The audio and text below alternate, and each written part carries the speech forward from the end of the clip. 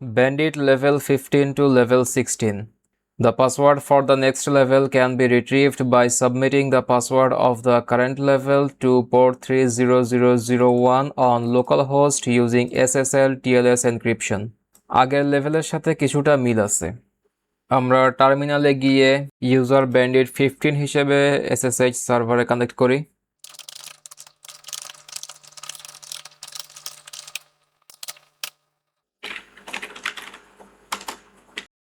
আগের লেভেলের মতো নেটক্যাট দিয়ে একবার ট্রাই করে দেখি।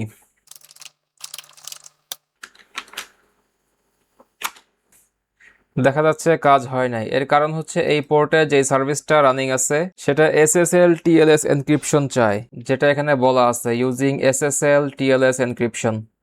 এনসি দিয়ে এখানে নর্মাল টিসিপি কানেকশন তৈরি হবে, বাট এই সার্ভিসটা যেহেতু SSL TLS কানেকশন এক্সপেক্ট করতেছে, তাই SSL TLS কানেকশন এস্টাবলিশ না করে এনসি দিয়ে সরাসরি পাসওয়ার্ড পাঠালে কাজ করবে না।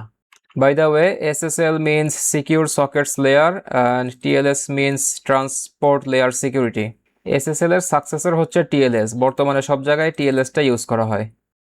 তো এখন আমাদের দরকার এমন একটা সিস্টেম যেটা এই SSL TLS encrypted connection create করতে পারে। এর জন্য আমরা OpenSSL এর S ক্লায়েন্ট ইউজ করতে পারি। সেক্ষেত্রে আমাদের কমান্ডটা হবে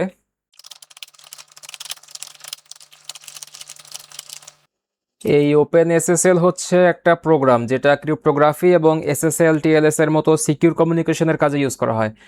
এরপর আছে S_ ক্লায়েন্ট।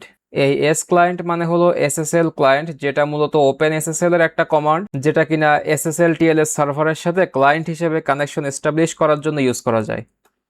এরপর হচ্ছে -কানেক্ট। এরপর লোকাল হোস্টের আইপি অ্যাড্রেস। এখানে লোকাল হোস্ট লিখলেও হতো, জাস্ট আইপি অ্যাড্রেসটা ইউজ করলাম আর কি। এরপর কোলন দিয়ে পোর্ট নাম্বার। এখানে কানেক্ট ফ্ল্যাগ দিয়ে S ক্লায়েন্টকে বলে দিচ্ছি এই সার্ভারের এই পোর্টে কানেক্ট করতে হবে। এখন যদি এন্টার প্রেস করি, এখানে কিন্তু এন্টার প্রেস করার পরে টার্মিনালের সার্টিফিকেট, TLS ভার্সন, সাইফার, তারপর কানেকশন রিলেটেড অনেকগুলো ইনফরমেশন দেখাচ্ছে। এগুলো কোনোটাই আমাদের আপাতত দরকার নাই। আমরা এই যে লাস্টে দেখতে পাচ্ছি কানেকশন এস্টাবলিশ হওয়ার পর আমরা টার্মিনালে ইনপুট দিতে পারবো। তো এইখানে যদি আমাদের এই লেভেলের পাসওয়ার্ডটা পেস্ট করে দেই, এবার এন্টার দিলে এই যে সার্ভার আমাদেরকে নেক্সট লেভেল অর্থাৎ ব্যান্ডিট 16 এর পাসওয়ার্ডটা পাঠাই দিছে। আমরা এটা কপি করে রাখি, সেভ করে রাখবো পরে।